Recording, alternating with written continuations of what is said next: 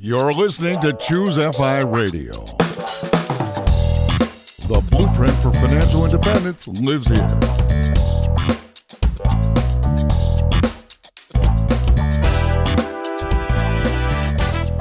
If you're looking to unlock the secrets to financial independence and early retirement, you're in the right place. Stay tuned and join a community of like-minded people who are getting off the hamster wheel and taking control of their lives in the pursuit of financial independence. Choose FI, your home for financial independence online.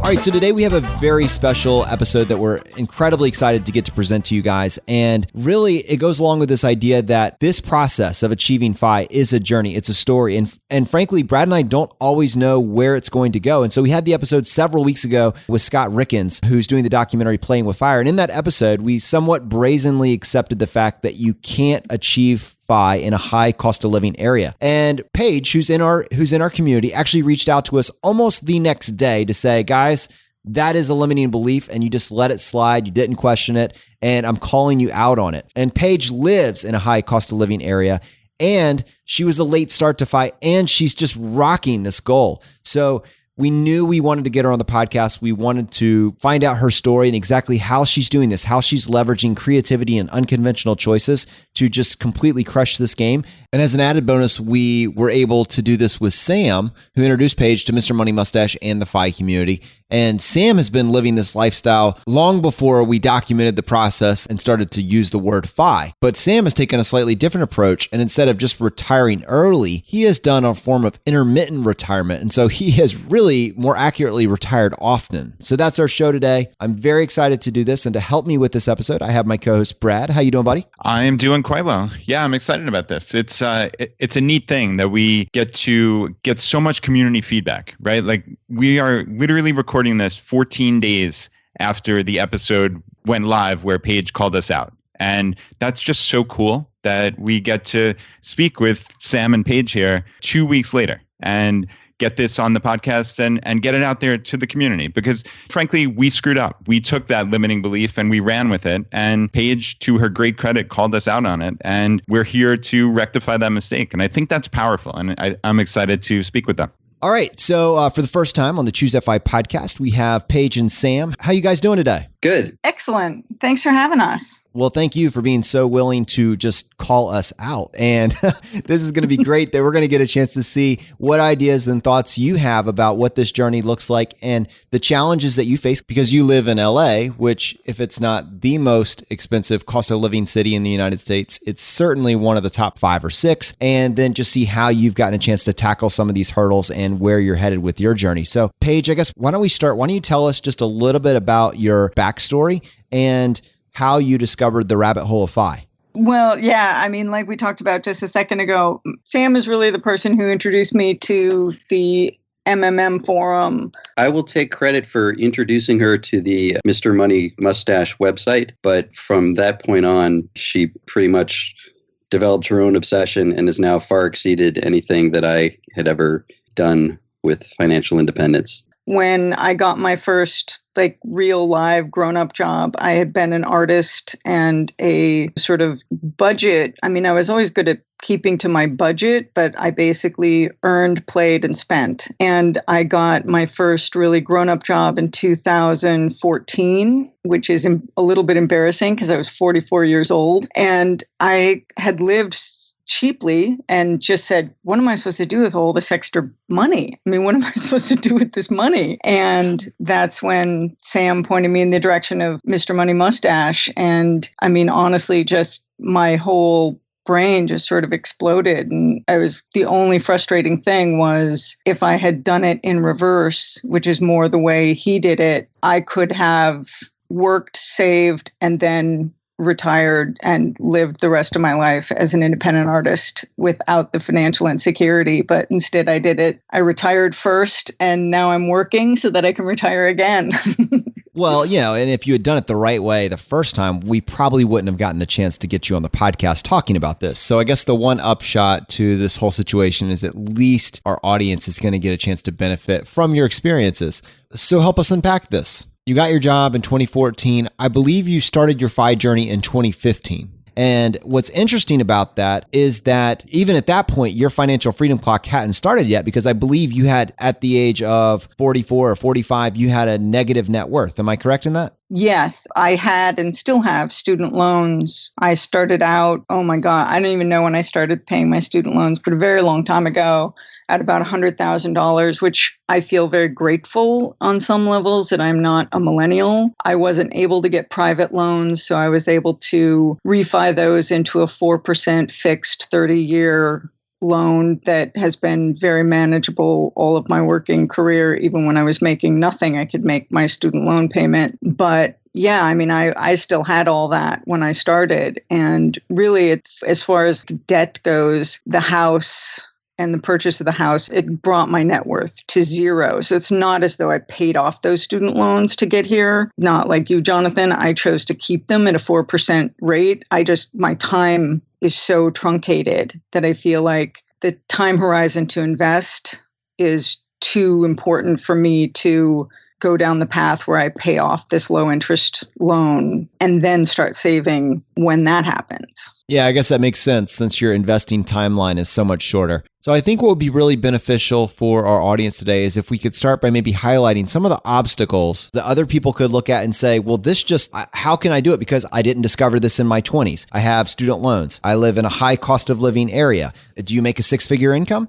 No. Oh my God. No. I mean, at that point in 2014, I made $48,000 a year. By the time I found this in 2015, I think I had broke 50,000, but I mean, I might not have been even breaking 50,000 at that point. And so with all of those obstacles in place, you could see how someone could say to themselves, well, this just isn't for me. This is for those other people. And yet you have a goal of hitting FI by the year 2025. Yes, absolutely. For me, it's doable. I mean, all those years of living as a starving artist, I think was good training. But honestly, the mindset shift, I have lived on $30,000 and earned $30,000, and that feels a certain way, but earning more, but still living on 30, I feel so much freer. It feels so different. And I can't really describe that feeling other than to say this FI journey sort of set me free of a lot of those feelings of like, oh, how come I can't have those things? And why can't I? Now it's like, why would I want those things? I'm getting something else. That's fascinating to me. So the mindset really did shift, but maybe not in a traditional way. Yeah, totally agree, Brad. And the other thing to me that's so encouraging, especially with regards to Paige's goal of hitting FI by the year 2025, is just that she's right to be optimistic. It's totally doable. And you can say that because it's just a function of the math. And you're hitting a 50% savings rate. Yes, absolutely. I do pretty much a solid 50% and have the whole time. And that even happened after the housing increase. And that was a little bit harder transition than just sort of cutting back and really taking things down a notch to really hit the numbers earlier when I was making a little bit less. But it's still doable because in the end, I just didn't want to lose the 50% savings rate because the math works. So Paige, talk us through what that savings looks like. Where do you stash it? Are you maxing out IRAs, 401ks, things like that? Or talk us through what your savings actually looks like.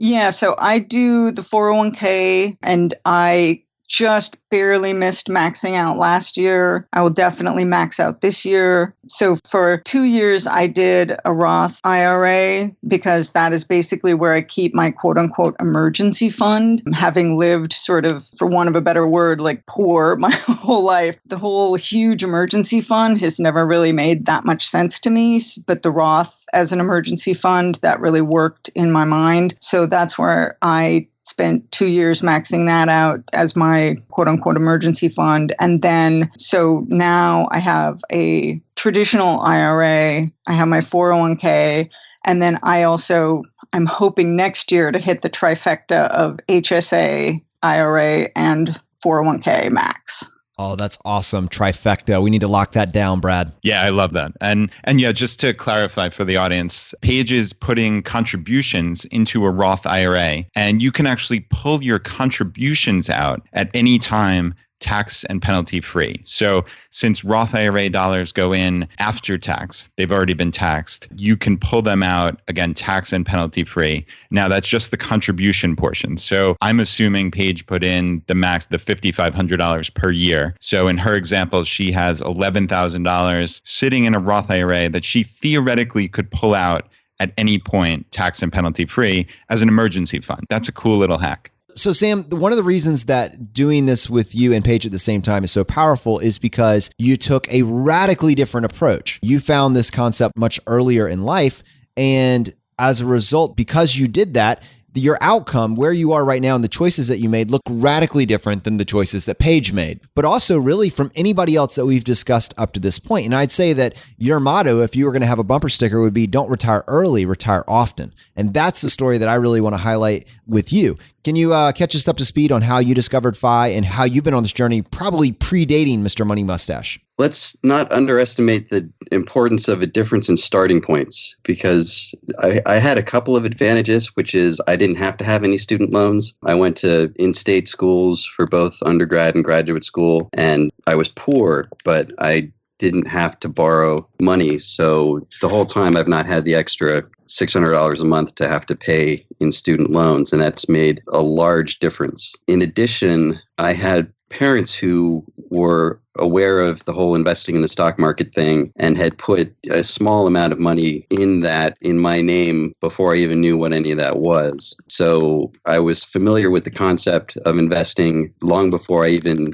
was making any money myself. And I think that's another, my mind was aware of that side of the economy, but I was also very broke when I got out of graduate school. Yeah, I think that's really powerful. And I think what you're describing, it's very interesting. We have this conversation about what it's going to look like for second generation FIRE, and the idea that we are going to try to start slowly creating a space for them to start exploring what this FI journey might look like at a younger age. And I think it's very interesting that you can reflect back and see the impact that your parents putting that money aside for you had on your decision tree and on your journey. Yeah, and I would say for second generation FIRE, you have to use force, because I think that we're just naturally in our early 20s unable to think about these issues, because that's the time when you're invincible. That's the time, if you're 22, you don't even want to think about turning 23 because the future is infinite and unknown. I remember I had a friend who was trying to talk to me in my 20s about saving up for retirement and what are you doing for that? And I couldn't hear what he was saying because it just was so far away from what my priorities were. So I think as far as the people who are going to successfully second generation FIRE are going to be those whose parents made them do it, who simply opened the account, said, this is what this account is. This is how you put money in it. This is why you put money in it. This is where you put the money when you find that you have some extra money, and make that process as seamless as just spending extra money would be, and introduce them to kind of the game of that and seeing how that money can grow over time. Because otherwise, I really believe that I in my 20s, and I'm assuming other people in their 20s, are just not, it's just not part of who you are as a young person, worrying about what's going to happen 20 years from now. Sam, that's an incredibly insightful point and certainly an actionable tip for all the parents out there. I'm curious. So you said obviously your parents put this money away for you in the stock market. Did they overtly sit you down and have that conversation about this is what you do, all those things you just described? Do you recollect that occurring? And then do you think that directly led to you then putting more money into your own accounts once you had your job in your 20s? Yeah, I would say that they explained it to me, but it wasn't until much later that I started putting my own money in. But also, if they ever had any money or gift they wanted to give me, they wouldn't give the money to me. They would put it in that account. So any money from home was going to the right place rather than going to me and then making me think about, what am I going to do with this Christmas money? It's already in the account, so I'll just leave it there. Much later for Sam was not 20 years later. Much later was a couple of years later. I mean, by the time you had started earning an income, you consistently started putting away this money. Right. in your mid 20, I mean, maybe not at 22, but by 25, you were consistently putting away chunks of your income into this account. Yes, exactly. But I don't know if I would have gotten over just the friction of having to open an account unless it had already existed for me.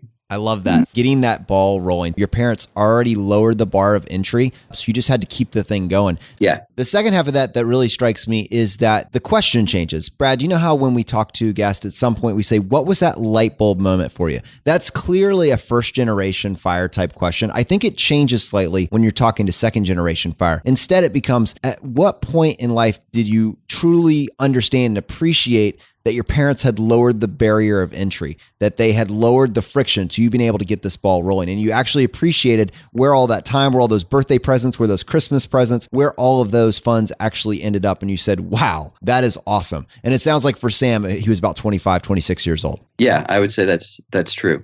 And we're not talking a whole lot of money, but the fact that it was in the right place and that it was easy for me to, if I found that I had a bunch of paychecks that year and had extra money left over at the end of the year, I could electronically transfer from my checking account into this brokerage account just with the click of a button. And then that would continue because it was an easy thing to do. And Sam, you are at FI now, right? Well, according to the math, I think I could, but I'll be going to work after this interview and I have not yet pulled the trigger. Yeah, and I'm glad you brought that up because we place the emphasis on FI as opposed to FIRE for that exact reason. But I think it's really interesting to talk about it in the context of your journey because I know that while you may be working right now, instead of the traditional path where you put 40 years or the FI path where maybe you just work 10 to 15 years, you have retired many times from many different jobs. That is one way to spin it. That's what we do. We do a lot of spin. Yeah.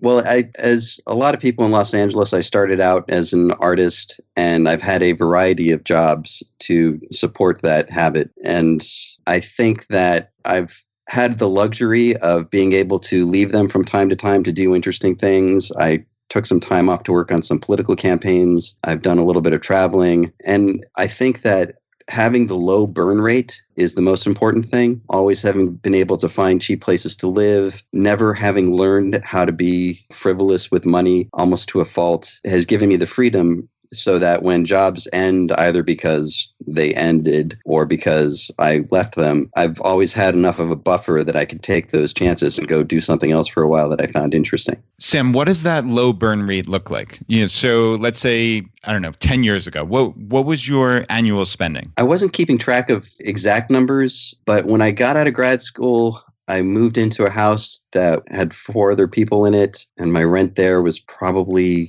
like less than $600 a month. And then the owners of that place started renovating it, and they finally got to ripping the roof off of the room that I was living in, so I had to move. While he was living in it, they opened the wall. Yeah.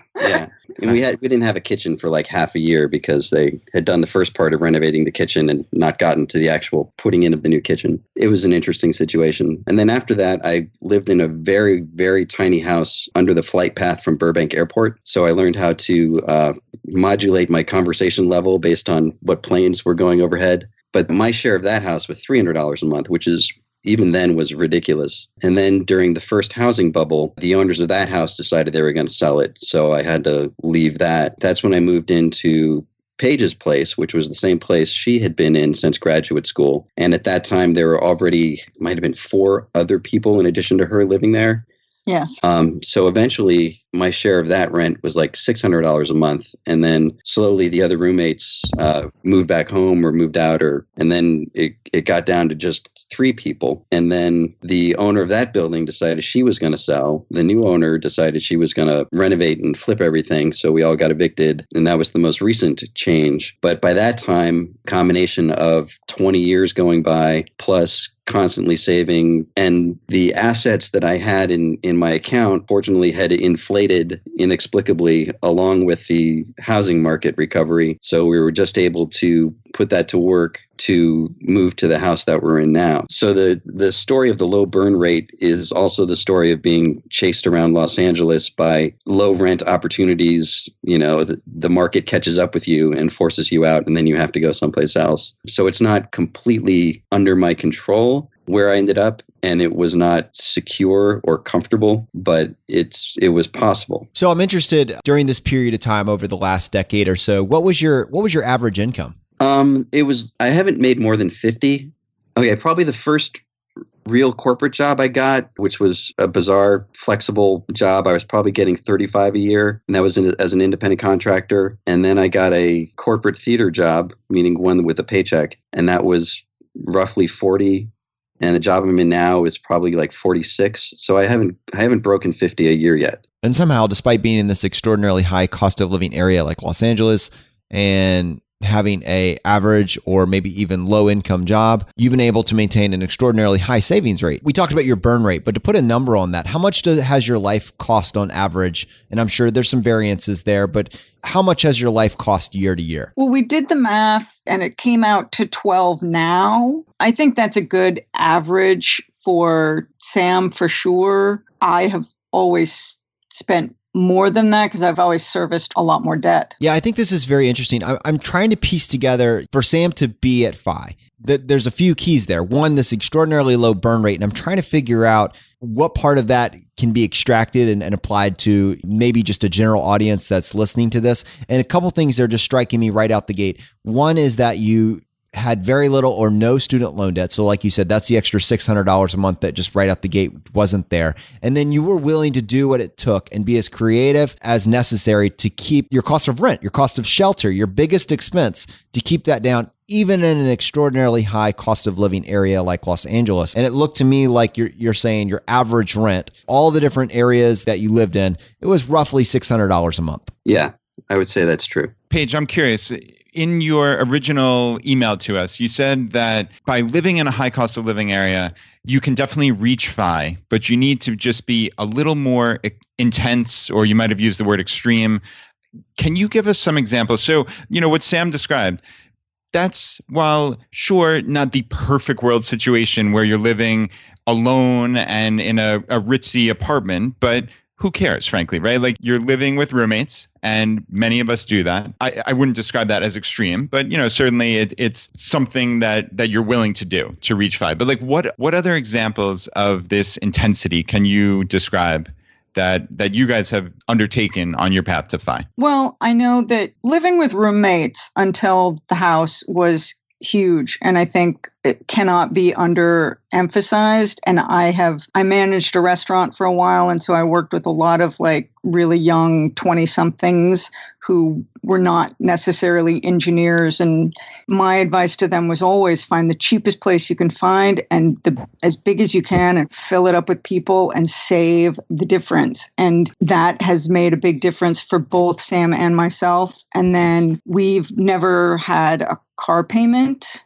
Either one of us has never had a car payment. My car in Los Angeles cost me $400, and then Sam fixed it for me so that it would run beautifully for years. It was a 69 Volkswagen Bug stick shift automatic, and I sold that a few years ago. I want to say right around the time I found Mr. Money Mustache. I had already been biking to work, so the car had been sitting forever, and it finally just made no sense whatsoever to even keep it. And so there was that. And then we don't have cable television, although when we had a lot of people living in the last apartment over that course of that 10 years, we had cable for years during that period, but because it was cut up between 4 or 5 people, and this was a 4-bedroom townhouse, so you can say 4 or 5 people, and that seems like a lot, but it really wasn't that bad. And so sharing expenses, and then as the people dwindled, we just let those expenses dwindle. We cut the cable, and we've always had just liability insurance during the time that we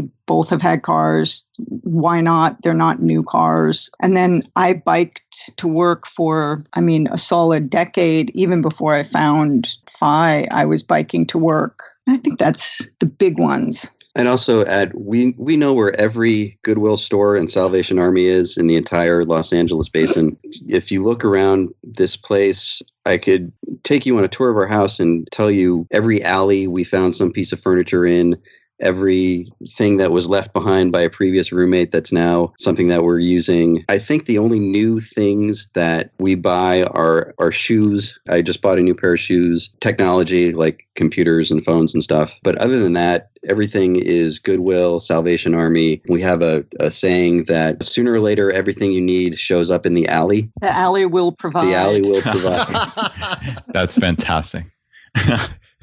The alley will provide. That kept getting better with every additional sentence. Yeah, that's really cool. And I didn't want to gloss over here. Sam, you said your yearly spending has averaged somewhere in the vicinity of $12,000. And if your monthly living expenses averaged around $600 a month, that leaves about $4,800 for the year, which is $400 a month. So that is the rest of your life spending, according to my kind of back of the envelope calculations here. I mean, does that sound about right? Yeah, well, that would be $50 a week for food if you're not eating out. And then that leaves $200. It's hard to spend $200 at Goodwill. And if you feel like you need some retail therapy, if you wander in a shopping mall, you're in trouble. If you wander into the 99-cent store, how much damage could you possibly do? So it's not impossible. And if you're busy, you don't have a lot of time to try to figure out how to spend extra money. I'm so glad that Brad got in front of the line on that one for me and asked you that, because that's what I was fixating on as well. And I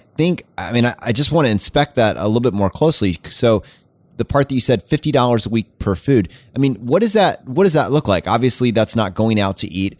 Brad has talked many times about he focuses on doing $2 per person per meal. And so you would more or less be accountable for 90 meals a month. And I'm just wondering, is that kind of in your mind? Is that a metric that you use as well? Or do you find yourself, do you have any sort of life hacks that you could share with our audience on how you game this thing out? Do you use repetition? Is there any sort of batch cooking process that you use? What are your routines and habits when it comes to food? One of the interesting things about the whole FI community is I feel like I've been doing these things accidentally all along. So now that I found the different websites and the blogs, and it's given me a language to talk about it, and it's also given me additional ideas of how to do it even better. But I feel like this is something that I've been doing my whole life, that my parents instilled in me, and that has just always kind of made sense. And the education and the kind of formalizing of this lifestyle that you guys and other people have been providing has made me better at it, and made me more aware of what I'm doing and why I'm doing it. So things like food and not eating out. Eating out is something that never really made sense to me. If I could cook and eat something at home, I have eaten an embarrassing number of peanut butter and jelly sandwiches at work. I'm fortunate that I tend to find things that work for me and stick with them over and over and over again. I don't feel like I'm missing out by not going out to eat. Yeah, and I know I do most of our grocery shopping, and I could almost walk into a Trader Joe's, close my eyes, and buy our groceries. We are so creepy consistent, and we buy our food for the week and we eat our cupboards bare. There's times when our refrigerator on Thursday night is like, oh my goodness, well, I guess there's some pasta somewhere and something. Okay, I'm sure we can eat. We've just never cared that deeply about food. My parents were foodies, and I think a life of waiting for good food to show up and being just starving as a child, waiting for this amazing food to show up just made me like, just someone get this ordeal over with. I literally eat to live. I do not live to eat. It just is never. And luckily Sam is the same way. So we buy what we buy, we eat it, and that's it. I know Brad was laughing in the background because he's come over my house when it's like the day before shopping and it's totally empty. I mean, we just decimate the kitchen. There's nothing left in it. We eat everything. In fact, in our house, it's like a badge of honor that right before your next grocery run, you have eaten everything. There is no waste. Yeah, it looks like nobody lives there, basically,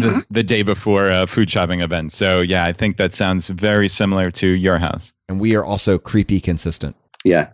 But there's a lot to be said for that, right? Like Jonathan, you and I have spoken about decision fatigue, and just the sheer fact that Paige and Sam here aren't worrying about their food. They're not stressing over it. But it sounds like you guys could go through a given week and just know precisely what you're eating for those 21 meals. And there's a lot to be said for that. It just makes your life so much easier, not stressing over what are we doing for the next meal. And that becomes a daily occurrence where many people are just wasting time running back and forth to the food store to, hold on. I say food store. That's like one of my little weird Bradisms. You got called on it. I know, that's one of my favorite things. It's so ridiculous. For some reason, people from Long Island say food store, and it's like we sound like crazy people, but there's like 5 million of us saying this, but I realize that I sound like a lunatic. Yeah, you guys were talking in a different podcast about Aldi, which is a store I don't think we have out here, but we have Trader Joe's, which is the same kind of, everything's a store brand. You only have a few choices. So for people who suffer from decision fatigue and just want to get in and get out, that's where we go. Nice. Yeah, that's a good tip. And I actually just went to a place called Lidl. It's another store very similar to Aldi's. So if anybody out there has this store, it's Lidl.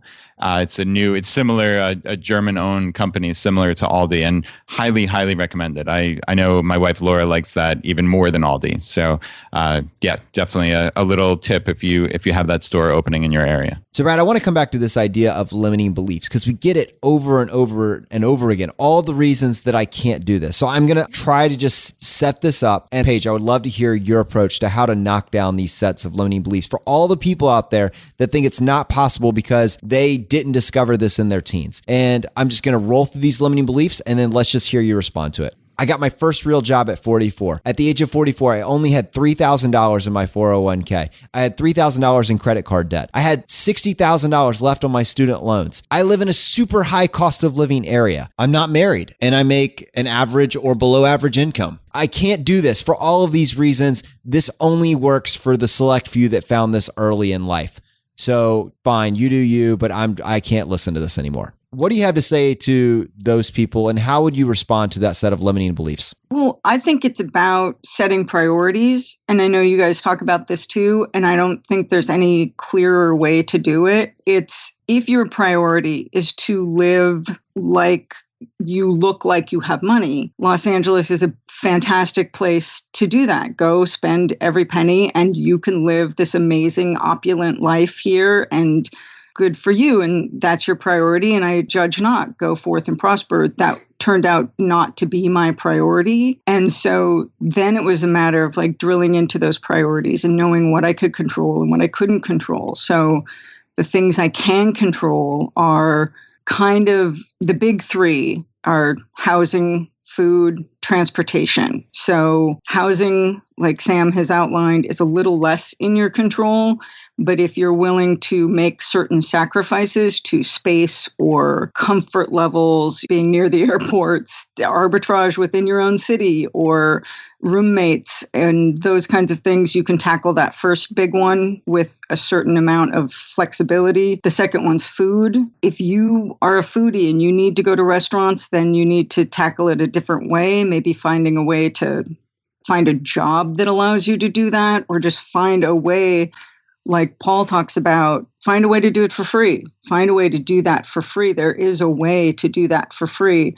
But if not, then limit what you eat, simplify what you eat, batch cook, eat consistently those same things that work, and move on. And then as far as transportation goes, I mean, if you have to have a car, which I don't have, although I have access to one of Sam's, then buy used and cheap as you can. Cars are not as unreliable as people like to pretend they are. And we've never paid more than $1,200 for a car. And now Sam and I are both hardcore DIYers, so he keeps those cars running, and that is its own thing. But it's not like that car's breaking down all the time. It's not. Little things happen, but little things happen to more expensive cars. So once you've got those three big things dialed in, everything else is just nibbling at the margins. I mean, I still eat out every once in a while. Sam's much better about that, but I still eat out occasionally. And we go places, we do things. And I think that Frugal Woods has touched on this. When you live in a city, which is where most of the high cost of living areas are, there's so much to do that will cost you nothing. You can step out your door and you can bike, you can hike, you can go to museums, you can go to concerts and parks. There's so much free happening. that you really don't have to pay for that lifestyle. You just are choosing to pay for it to some degree. And however much you choose, hey, good for you, go for it. We just made a slightly different choice, which it might be more intense, but it's getting us where we want to go. I would add that in any positive change you're going to make in your life, the first and most important step is to forgive yourself for not having done it sooner. Because if you get hung up on that, like, oh, why didn't I start this in my 20s? Why didn't I? You're just going to get stuck. And you have to keep reminding yourself, forgive yourself for not having made this change sooner, and then just move forward. Yeah, I think that's really powerful. And I try to touch on that pretty often here on the podcast, that people just can't beat themselves up about decisions they've made in the past, good, bad, or indifferent. That's in the past. You need to take action today. And you just can't look backward and just rue the past. It just makes no sense whatsoever. So I like to say the best time to start investing was 20 years ago, and the second best time is today. And that is an essential point. And Paige, a couple of things that you talked about were flexibility and control. And those are two themes that we talk about here basically every single episode. That if you can be a little bit flexible, most of the people that are pursuing this path to FI, we're not doing anything that extreme. We're just being a little bit smarter and a little bit more flexible. And I think those were essential points. So I really, really appreciate that.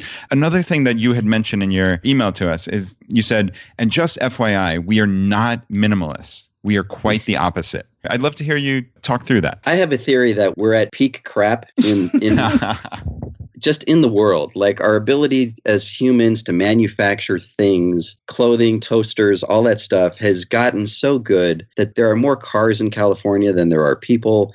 Just the amount of stuff that exists is so high that the fact that you're paying for any of it or paying anything significant or buying anything new is completely unnecessary. And don't feel like you have to prop up the industry with your paying for things. They'll be just fine. The robots have already taken over and they're going to churn out more crap tomorrow. There's just so much stuff. So I understand the theory behind minimalism and how to simplify your life, and a lot of people are more comfortable with that. One of my experiences is being an extreme do-it-yourselfer. I've ended up with a lot of tools. I've ended up collecting not just objects, but skills that I can use, like fixing cars. The fact that I haven't been to a mechanic since my 20s. I've figured out every time something breaks, it's a new opportunity for me to figure out how to fix it. And these skills add up. And I feel like that has been an important part of independence, is not being dependent on others to do things for you. You could argue what the economics of that is, but it's been a relief to me to know that if my car ends up on the side of the freeway, I will probably be able to get it going again before a tow truck shows up. Where other people, if their car is not starting, it's a life crisis that has to be solved before anything else can happen. And the side effect of all this is the jobs I now have. The way that I'm making money in the world is I'm fixing things. I'm a facility manager at a building, which is basically a big car without wheels with problems that need fixing. So all the skills that I've been developing over this process of being a cheapskate, basically, have come in handy, and I'm actually making money off of it now. That's powerful. Yeah, and one of the other things about not being a minimalist and being DIY, like we own two really fancy vacuum cleaners, both Dysons. They are, I hate them. I will own them forever because Sam will keep them running forever.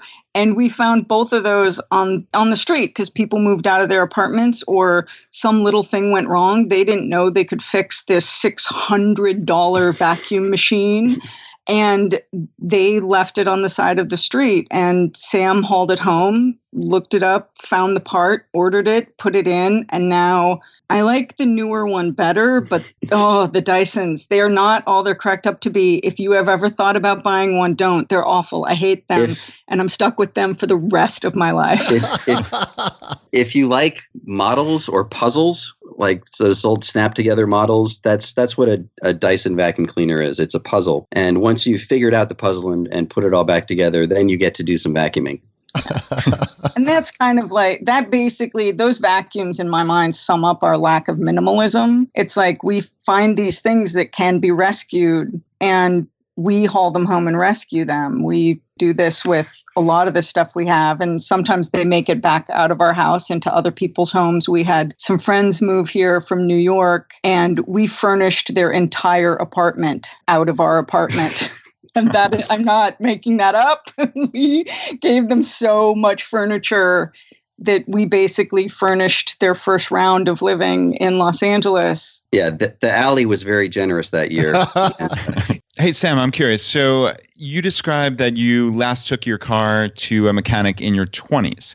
So that suggests to me that you didn't grow up as like a 6-year-old kid learning how to fix cars and fix vacuum cleaners from your family.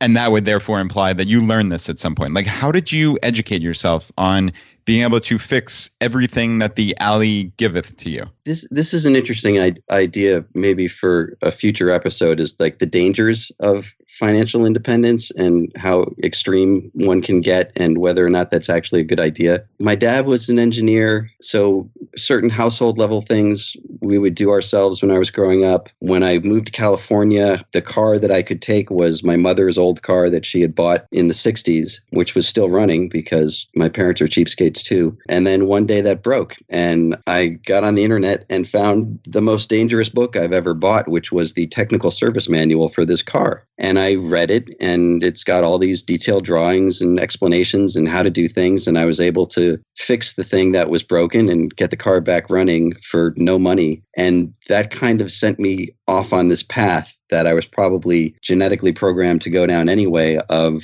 always looking at things that are broken and figuring out how to fix them. And it's like a hobby, and other people will put a puzzle together and, okay, great, you've got a pretty picture, and it took you a lot of time. For me, that puzzle is the broken oven or the broken car or the bicycle with the chain that fell off. Paige, those Dyson vacuums are never going away. They're No. never. No. I will never get a vacuum I want.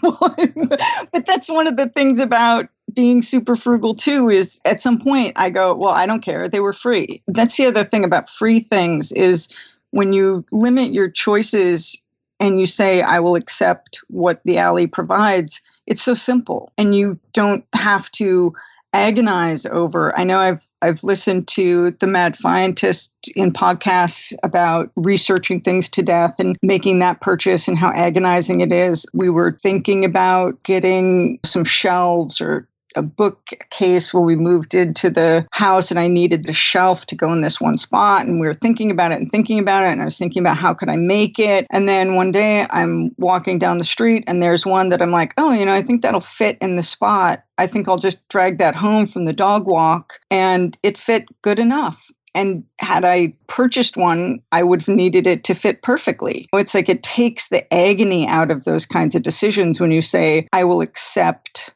what becomes available to me. And I get that doesn't fit into the minimalist concept of perfect utilization, but it gets the job done. So all the various objects have a meaning and have a story behind them of where they came from and what we had to fix to make them work. So they mean something different than, oh, is this like fashionable or in style? It means something more important. The danger of being an extreme do-it-yourselfer is if you find something that's broken in a way that you know how to fix it, that something becomes very attractive. And it's almost like you'll pay more for something if it's broken and you know how to fix it, just so you can have that experience. And that's where things go a little bit over the edge. I visualize you guys as viewing Los Angeles itself, the entire city, as this puzzle. And you're saying, how can I extract as much as possible from the alley that giveth?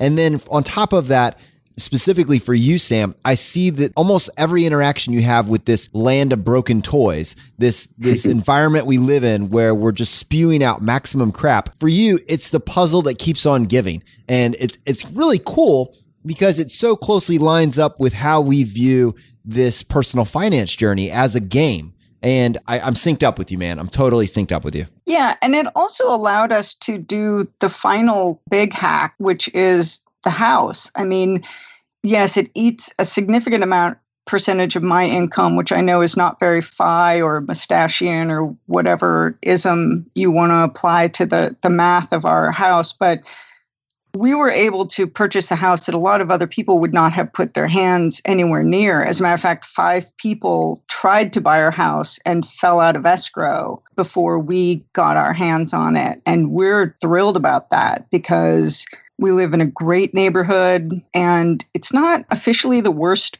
house in the neighborhood because we arbitraged our neighborhood quite a bit. We did a lot of searching for the safest bad neighborhood in Los Angeles, and I think we found it. But the house needed things, and we were working with a pretty traditional realtor, and we walked into houses that had giant holes in the floor all the way down into the foundation. And our realtor would have this look of just horror on her face, and we'd be like, "Oh, that's fixable. Okay, well, let's look at let's look at where it is and what we need, and can we extract everything else we need?" A floor is easy. A lot of other people don't think quite like that because of our lifetime of fixing and DIYing. Right. Buying a house is a crazy experience, especially someplace like Los Angeles, because so little of it is in your control. You figure out how much can you afford to spend and what is available and where is that available. There's so many people trying to get the cheapest house, and then the competition drops off as you go up the scale. So you're basically arbitraging your skills against what the average person is willing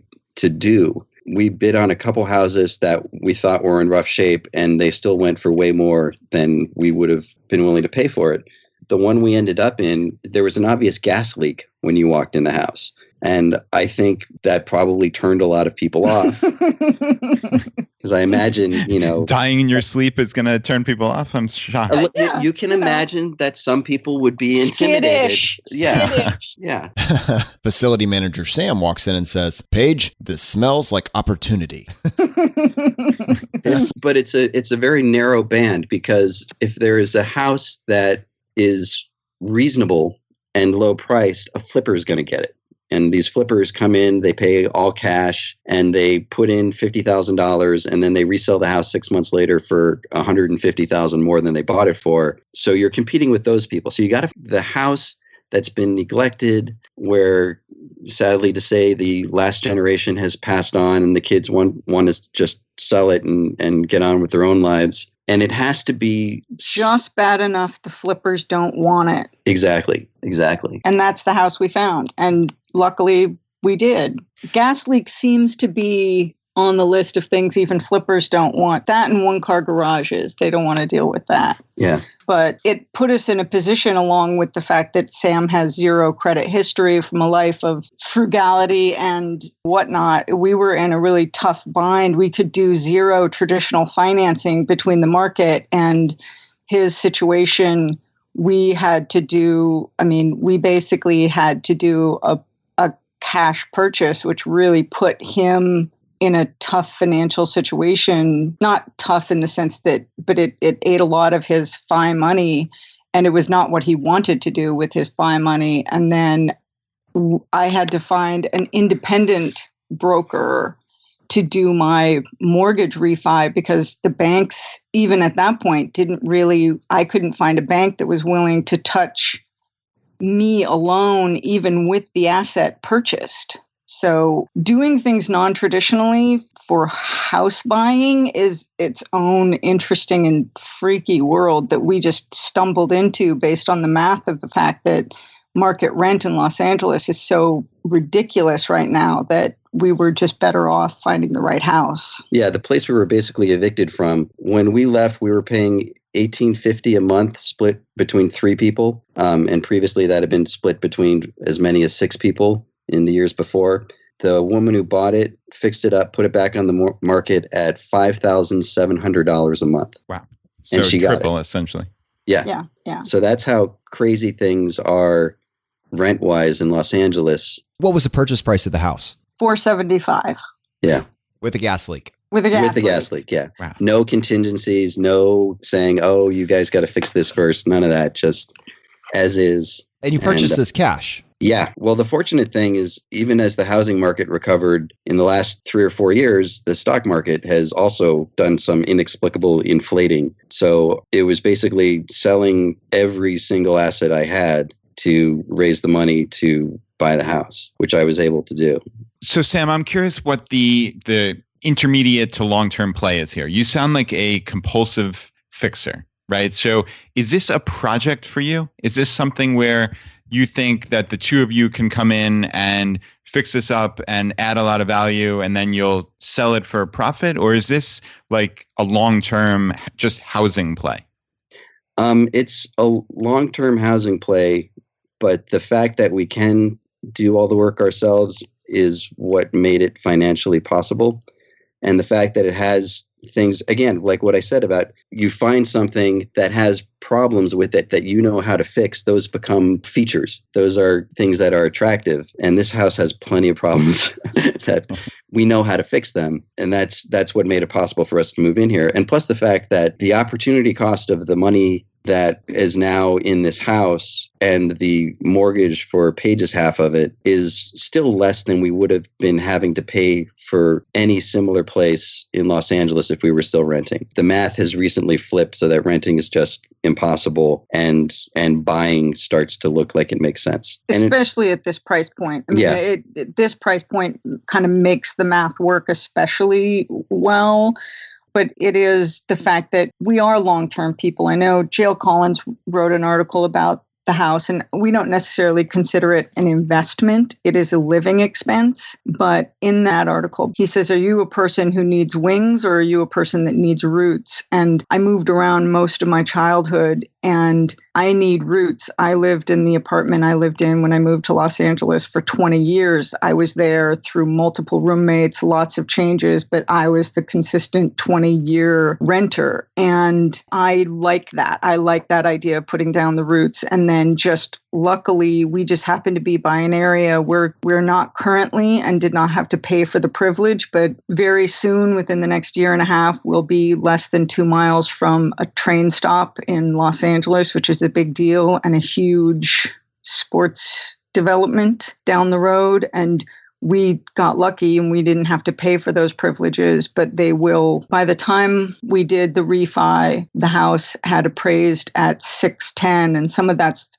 the work we put in, and some of it is just this ridiculous housing market. And we fixed the gas leak. Yeah, we fixed the gas. Minor details, right? Right. And Paige, your point about the roots, I think that answers my question because I was curious why you wouldn't just in 3 years, once you've fixed everything up and the house went up a couple $100,000, because I assume once you get rid of gas leaks and holes down to foundations and things like that in LA, the house is going to go up a couple $100,000, that you don't just move to the next house that you find with a gas leak and whatever infestation, right? And so to me, that was my curiosity, but I think you answered it with the roots. Does that pretty much summarize what your thoughts? I think so. We've also talked about the idea of considering it a slightly longer term live-in flip, but thinking along those lines, depending on what does happen. I mean, the housing market is so crazy that there is a little part of you that says, but that's the other punishment we get for not being minimalists. Moving is a much bigger ordeal when you have so much stuff, and that's a priority issue. So for everything that we do, quote unquote, right, we do a ton of stuff wrong, and we're still able to make this journey work. You just have to choose what you're going to do wrong. I do housing wrong, and I get that. There's no spin that fixes the fact that 60% of my spending capital goes to housing. There is no fixing that now. That is a mistake in the math. It's not going to affect me reaching FI because I opted for that to mean I would make I don't want to call them sacrifices, because the truth is they don't feel like sacrifices. When you have something you want and you're getting something you want, you don't feel like you're sacrificing. And on some level, also, we have enough stuff. What more stuff could I buy? We have plenty. I'm fine. I'm happy. I'd rather have my home and now build it into a sanctuary for myself to live in. And also, we're older, so we do think about it in terms of, it's a single-story house with a big backyard for me to putter and garden in, and I'm going to be a little old lady not long from now. And it does change certain things as you get older and you still, I know I listened to a Radical Personal Finance where he talked about the fact that you have to be prepared that your priorities may change. And he was warning against the idea of the ERE style lifestyles or the Mr. Money Mustache, which is kind of funny that they were the same thing in his mind, a $9,000 a year living lifestyle and a $25,000 a year living lifestyle were the same. Those are very different, but he put them in the same category and called them extreme. And I just think that the nice thing about having started this journey at 45 years old is I already knew so many of the things of who I am. I don't have to worry that, in 10 years, am I going to like living here? In 10 years, am I going to like the things I like now? I liked these things 10 years ago. I have a lot of life behind me to know that, yes, this is a mistake, but it's the right mistake for me.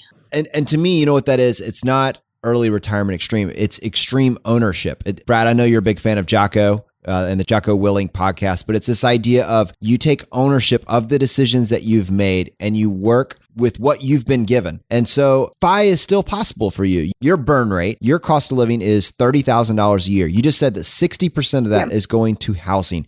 And I think where I want to land is with everything that we talked about earlier, with all those, I guess you could say, quote unquote, disadvantages that you'd been handed. How do you hit FI by the year 2025? What does that scenario actually look like? Well, there's a couple of benefits to being old in this particular case. One of which is within the next 3 years, I get to contribute significantly more to my 401k. And as long as I stay on a minimal raise trajectory, which I should, if not make a little baby leap here or there, I can max out even that added benefit. I also get that same added benefit in my IRA. I don't get any benefit to the HSA, but the HSA is sort of my health savings account kind of concept. And then I've done the math conservatively. I know you guys like to use 8%. I personally like to use 6% because it just makes me feel a little safer. And if I can take what I have and keep it growing, I should, knock on wood, but by the end of the year, I should hit my first 100,000. And then keep that growing over the course of this next 8 years. Then I turn 55. And the benefit there is the age 55 rule, where I can take from my 401k penalty free. And there's a little tiny baby catch to that rule that your work has to be amenable to the idea that you're going to take from your 401k in irregular withdrawals. And my work currently, where I work, is amenable. And it would definitely be a question that I would bring to the table if I interviewed for a new job, is whether or not their 401k was amenable. Not that you can't get around it or do all kinds of things, but it means I don't have to do quite as much kabuki on the other end to figure out how to do the ladder and all those kinds of things, because I'm going to be able to draw straight from my 401k at 55 when I walk away from my job. And so there's a lot of things in my favor being older that are helping me, and also the numbers low. Like, I'm looking at my end of FI number is under $500,000. It's about 480 if everything goes according to plan, which I hope and see no reason it shouldn't. And I can pay off the house for a huge chunk of that and get that debt off my back. My student loan should be dead before that. And then I draw on that. And luckily, I'm already 55. I will make a certain amount of money with being an artist and working on the side. It will take so little money, it's hardly worth talking about. And then within 10 years, at 65, I will have Social Security, which will cover every penny of my living expenses because I will have a paid off house and yada, yada. So even if I burned through, if I got the worst withdrawal ever, retired in the worst decade possible, I only have to live a decade on what's left in my stash to make it to 65 and Social Security that will pay more than I need to live. If my stash lasts, I should get a big fat raise at 65. Brad, this is what crushing it at every level looks like. Paige, I just want to stand and give you a standing clap for that. Well played. Thank you. That's very kind, but it's really just math. It's just the math, man. It's just the math. It's just the math. All right, guys, are you ready for the hot seat? Yes. In a world drowning in debt and rampant consumption, trapped by the chains of lifestyle inflation, these questions highlight the secrets of those who have broken free. Welcome to the Choose FI Hot Seat.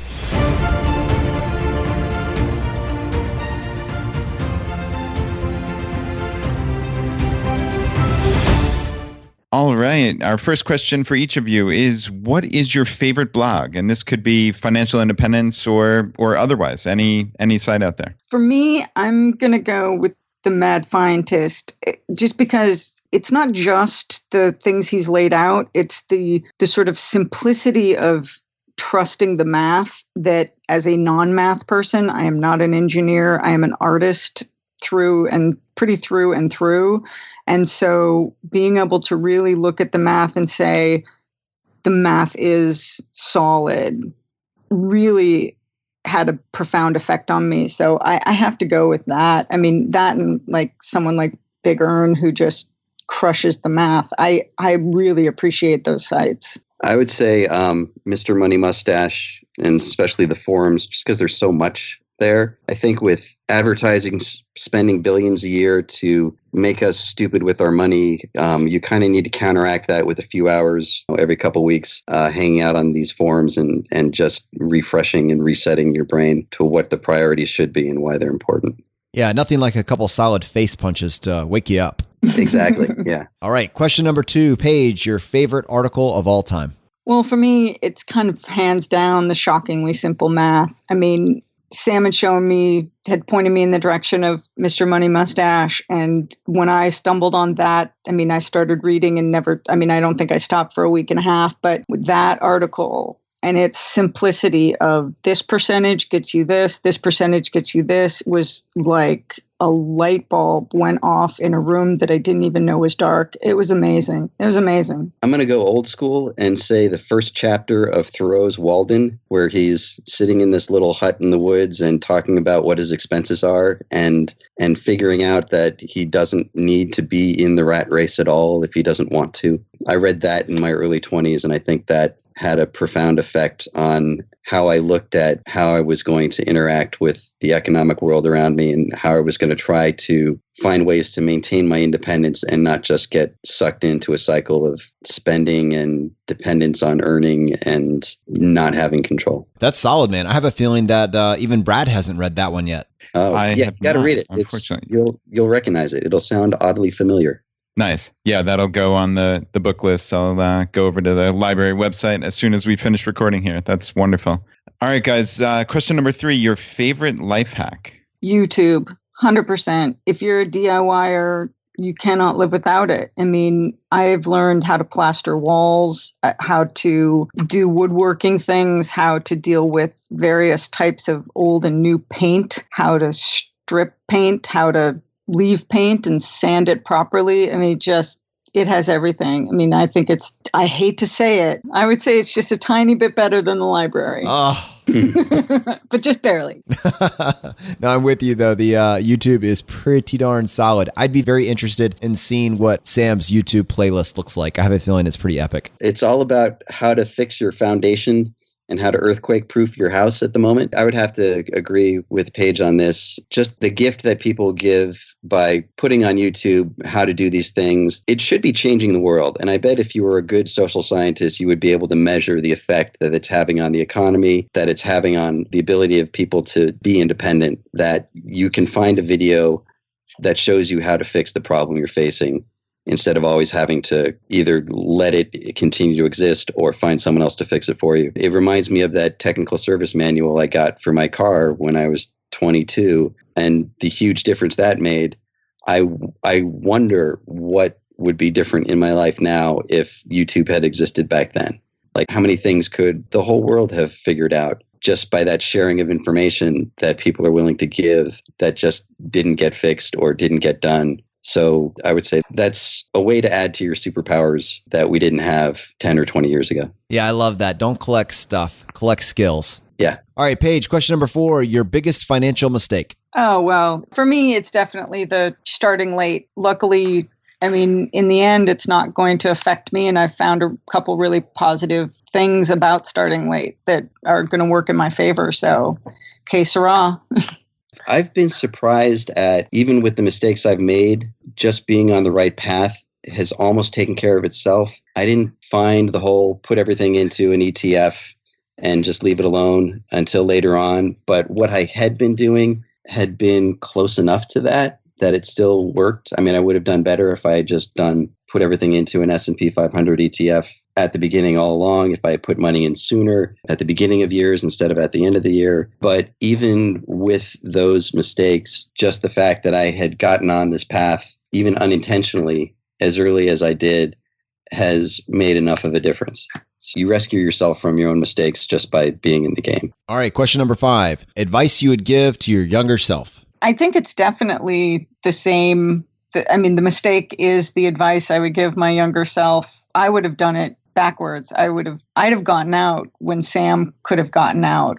I would not have done it the way he's done it and used a little bit, used that money to buy his intermittent freedom. I would have just saved, gotten out, and then just rode it out to the end. But you can't go back. So there's not really much sense in getting too nostalgic about the mistakes of your younger self. I would say my advice to my younger self is make it automatic.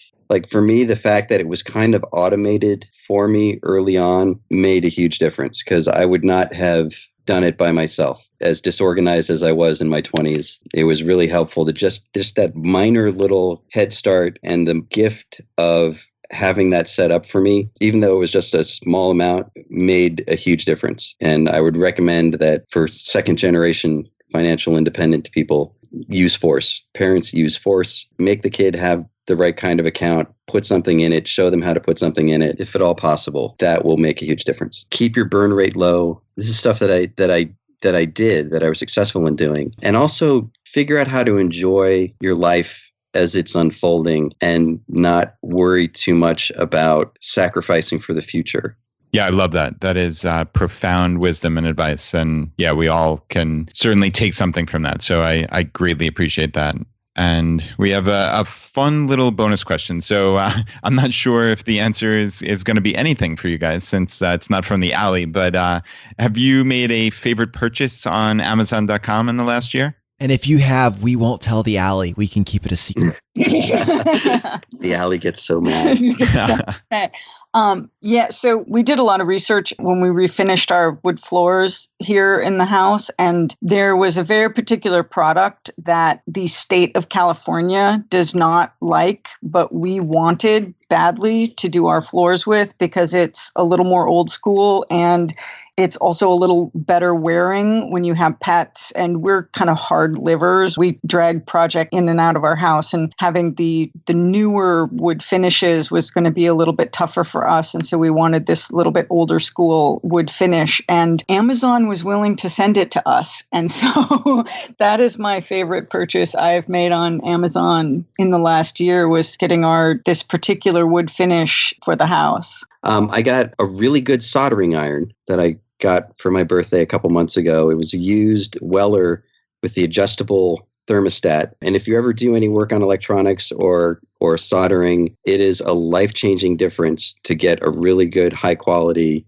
professional level soldering iron instead of just the little cheap Radio Shack thing you plug into the wall. And I think if I ever do want to treat myself, it's to get the really good version of a tool instead of continuing to suffer with lesser versions. Awesome. Yeah, I'm with you on that 100%. So Paige and Sam, I know people are going to want to connect with you guys, and there's a segment of our audience, probably a large segment, that has been underrepresented on the show to this point, that identifies with much of what you've said: the high cost of living limitations, the maybe potentially lower income limitations, the finding FI later in life limitations. They're looking for someone that they can relate to, someone that has a similar set of struggles or obstacles that they face, someone that has done it, has been on this path and found a way to succeed and even thrive. And so there's going to be a lot of people in our community that are going to want to connect with you. What's the best way for them to reach you? Well, for me, and I think this will include Sam too, I'm in the Facebook group, so you can just reach out to me. To the best of my knowledge, I'm the only Paige in there. So I'm at the Paige Hargrave in the Facebook group. Thanks so much for coming on the show today. Well, thank you for having us. I really appreciate it. I know that probably trying to connect with people who are not professional bloggers and podcasters was probably a little scary for you guys. So I appreciate you taking that risk.